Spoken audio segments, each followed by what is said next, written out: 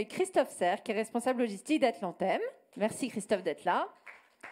Et je vais vous attraper un petit micro. Merci, ouais. Tenez. Bonjour. Alors,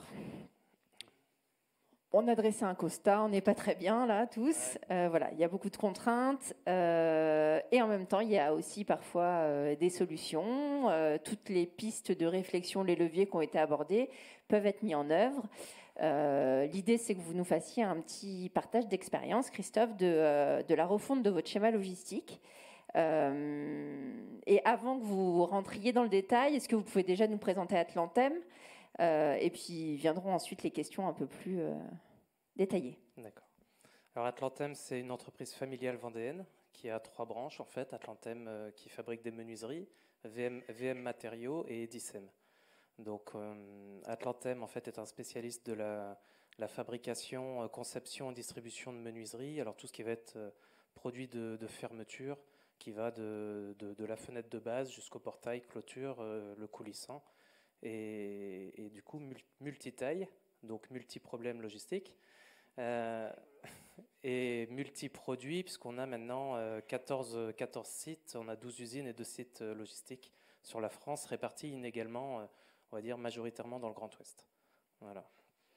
Alors, donc, je le disais, vous avez travaillé à la refonte de votre schéma logistique. Est-ce que vous pouvez nous expliquer déjà quand et pourquoi a été prise la décision d'opérer ce projet, ce vaste projet? Alors, il y a 3 ans, on a fait le constat que notre schéma logistique n'était plus adapté en fait à notre besoin. Alors parce que il y avait eu des achats des achats d'usines, de la croissance externe, que nos volumes s'étaient aussi déplacés dans le sud de la France principalement, et que du coup notre schéma logistique était devenu trop rigide, plus adapté en fait forcément à nos clients, qu'on avait de plus en plus de direct usines, ce qu'on appelle les direct usines, et qu'on chantait le schéma finalement pour pouvoir répondre aux clients avec tous les désavantages que ça a, quoi. Quand on pose ce constat, qu'est-ce qui se passe? Qu'est-ce qu'on fait? Du coup, on a fait un plan à 3 ans, alors qu'on a abordé de façon globale, hein, parce que finalement, dès qu'on déplace le curseur, il y a plein d'autres choses qui bougent, hein. Une chose qui peut paraître évidente aujourd'hui, c'est que une des premières choses qu'on a fait, c'est qu'on a harmonisé nos palettes. On est passé de 28 tailles de palettes à 8 tailles. Donc ça a eu des impacts évidemment sur les chargements, sur l'harmonisation des pratiques, sur tout un tas de choses, sur le taux de chargement, qu'on a augmenté de 10% du coup en 2 ans, donc aussi la consommation des véhicules, le remplissage, etc. Et les effets aussi secondaires, c'est le service achat qui massifie et qui est content également, quoi. Donc voilà, donc ça on l'a fait de façon globale, et pour ça, en fait, on a utilisé 2 outils. Fred 21, Objectif CO2. Alors Objectif CO2 parce qu'on a une flotte en propre, on a 25 véhicules qui nous permettent de livrer une partie de nos clients. Et en fait, c'est l'avantage de ces programmes-là, c'est déjà d'une part, ils sont sur 3 ans, donc ça permet de bien structurer la démarche. Et ça permet aussi d'intégrer la partie environnementale. Voilà. Donc la partie RSE, pour moi, c'est quelque chose d'important. Alors dans le RSE, il y a plein de choses, dont l'environnement. Et ça permet également d'avoir cette donnée. On a tous l'économique, on a tous la productivité, mais l'aspect environnemental, finalement, il est toujours très, très compliqué à mesurer. Voilà. Donc on a utilisé ces 2 dispositifs-là et on a adhéré. Là, on vient de clôturer le bilan de la 2e année. Là. Alors qu'est-ce que vous avez mis en place concrètement sur ces 3 ans? On a agi sur 3 choses du coup. L'organisation, les hommes, les moyens. Donc via les 2 dispositifs. Donc l'organisation, c'est qu'on est passé on a refondu notre système logistique et nos régions. Donc on avait un hub logistique au niveau de Fougères qui était dans les cartons, on l'a déployé. On a mis en place du coup 6 plateformes, y compris le hub sur la France, du coup, qui sont 6 plateformes logistiques, alors qu'avant on avait une partie quai d'expédition qui massifiait plus ou moins. Voilà, on a vraiment structuré ça. Donc ça, on est presque à la fin de ce travail-là.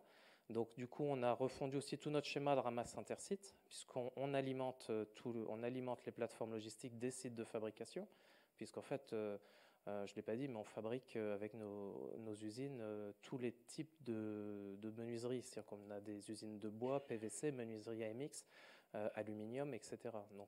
Donc derrière, l'objectif, c'est que quand on livre un client, on le livre qu'une fois, même si il a une multitude en fait de types de produits, et pas que chaque usine livre le client une fois, donc 4 fois à la fin de la semaine, quoi.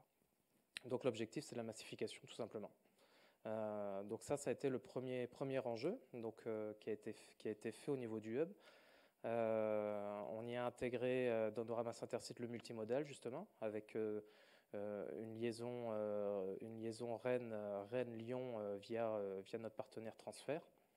Donc au niveau des hommes, on les a formés. En fait, on a surtout structuré notre formation et on l'a développée au niveau de nos chauffeurs et de notre flotte interne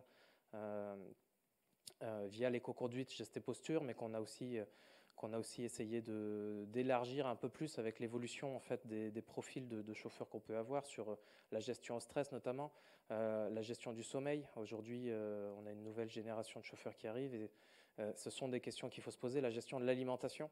Voilà, donc en tout cas, on essaye de mettre un socle là-dessus et de l'entretenir. Et au niveau des moyens, c'est le renouvellement des véhicules, évidemment, mais aussi d'essayer, alors on en a parlé rapidement, d'anticiper les ZFE. On a intégré deux véhicules au GNC et le multimodal, comme je l'ai dit. Ouais. Alors, quand on échangeait pour préparer l'entretien, vous me disiez, j'ai des résultats concrets, j'ai des chiffres. Est-ce que vous pouvez nous les partager ? Bah là, le bilan à la fin de la deuxième année, c'est une réduction de 13% à peu près sur tout notre schéma logistique des émissions de gaz sur l'ensemble du périmètre Atlantem. Voilà, l'année dernière, c'est 300 000 km économisés sur notre flotte interne avec la même volumétrie livrée. Voilà, c'est des choses concrètes. C'est des choses concrètes qui, à notre petite échelle, par rapport à tout ce qu'on a pu se dire avant, en tout cas, permettent d'avancer dans ce sens-là. Donc, il y a des solutions. Et du coup, est-ce que ces objectifs-là, vous les étiez fixés auparavant ou est-ce que ça a été la bonne surprise ? Est-ce que vous aviez quand même des perspectives sur ce qui allait pouvoir se produire en termes de réduction ? Alors, via Fred 21, on avait 10% d'objectifs à la fin des 3 ans. Voilà.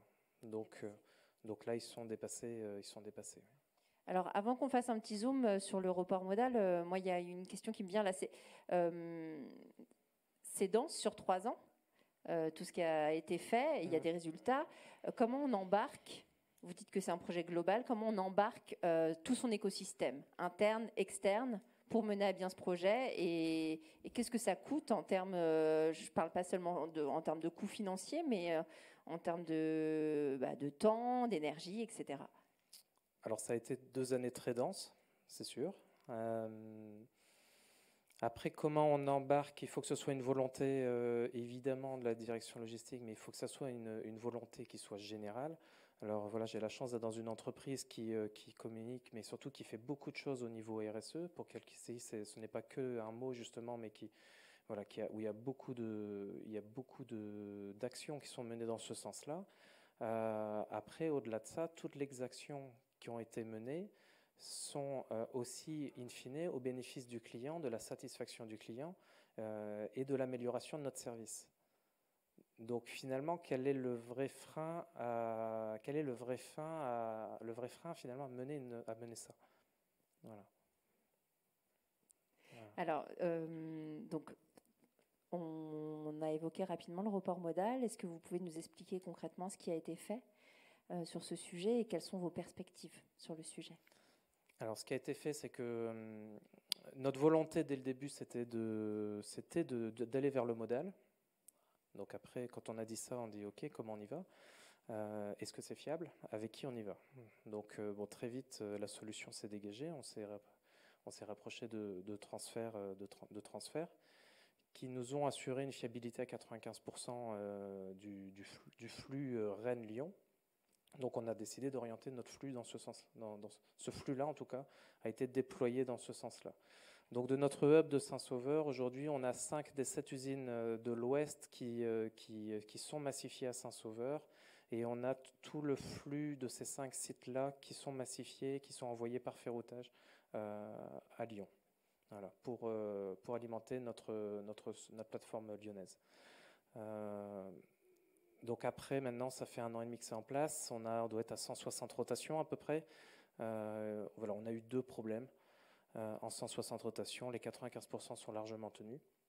Voilà, donc ça c'était la fiabilité. C'est vraiment voilà, le travail qu'on fait avec les équipes transfert qui est importante.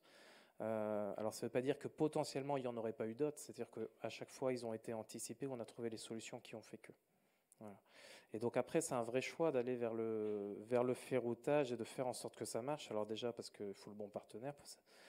Il faut aussi des caissons qui sont adaptés à nos produits. Donc pour le coup, là également, ils ont fait ce qu'il fallait, parce qu'il faut des barres d'arrimage. Nous, il fallait des caissons un peu plus hauts parce que les menuiseries, c'est des 2,70 m qu'il nous faut et pas des caissons de 2,50 m, qui est plutôt le standard.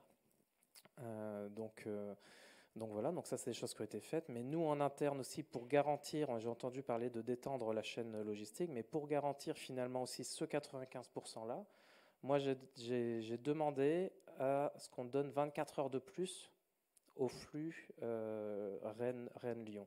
C'est-à-dire qu'on a avancé la production de tous les sites de 24 heures pour permettre d'avoir ces 24 heures de plus et ne pas être sur ce flux tendu, et ce qui nous a permis d'anticiper finalement et de régler quasiment tous les problèmes, sauf 2 fois, sur 1 an et demi.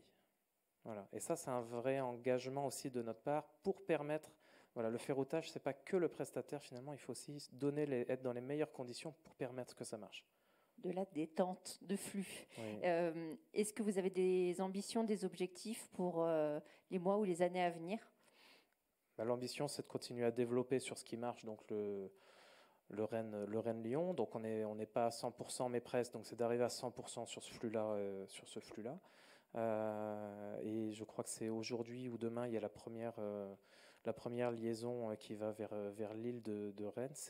Voilà, on est en train de le travailler parce qu'on a un site, alors pas à Lille mais à Boué, dans le 02, comme tout le monde connaît Boué. Tout le monde, là tout de suite, moi ça m'a sauté au visage. Voilà. Mais on est en train de travailler en tout cas avec Transfert pour savoir comment on pourrait brancher Rennes à Boué en passant par le train avec un petit peu les mêmes conditions. Et là, c'est à peu près 7 à 8 semi-remorques par semaine qui seraient concernées. En vrai, c'est où exactement la grande ville à côté, juste pour qu'on... C'est à 1 heure au sud de Valenciennes. Ah ouais.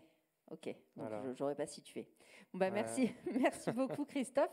Avant qu'on continue, est-ce qu'il y a des questions ?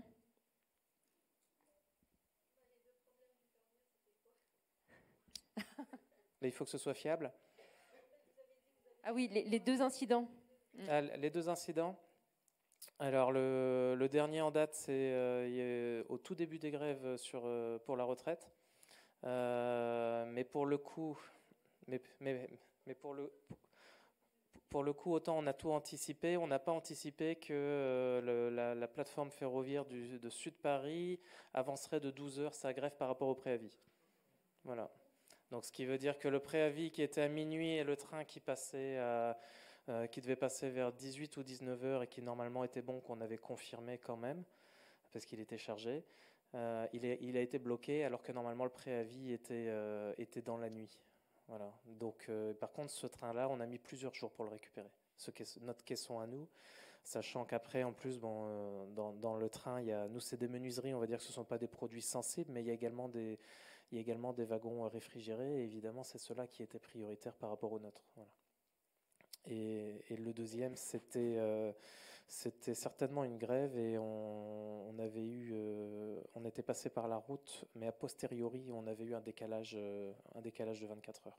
Donc ça reste quelque chose qui est raisonnable. Mais toutes les autres fois, tous les autres préavis de grève qu'il y a pu y avoir, du fait qu'on ait cette détente de 48 heures, on a pu trouver une solution par la route qui finalement n'a pas pénalisé l'organisation, parce que en fait, concrètement, quand le wagon arrive à Lyon, il est déchargé, on massifie d'autres sites qui livrent Lyon pour recharger quelques heures plus tard.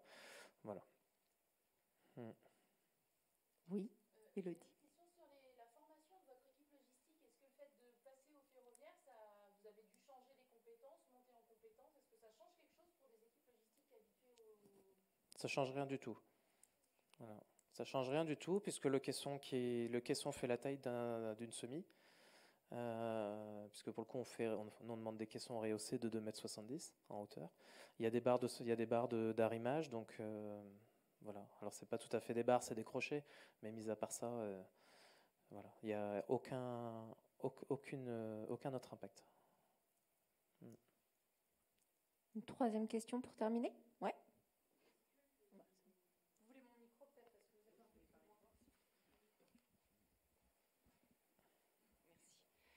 Est-ce que pour réduire de 13% vos émissions de CO2 en termes de coût logistique, vous avez une hausse ou vous avez réussi à rester à prix équivalent? On a eu une baisse. Ça me va bien.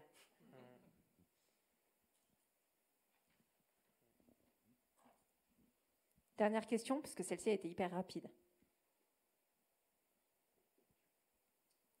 Bon. Eh ben, merci beaucoup, Christophe, pour ce partage d'expérience. Voilà. Ça nous remet du baume au cœur.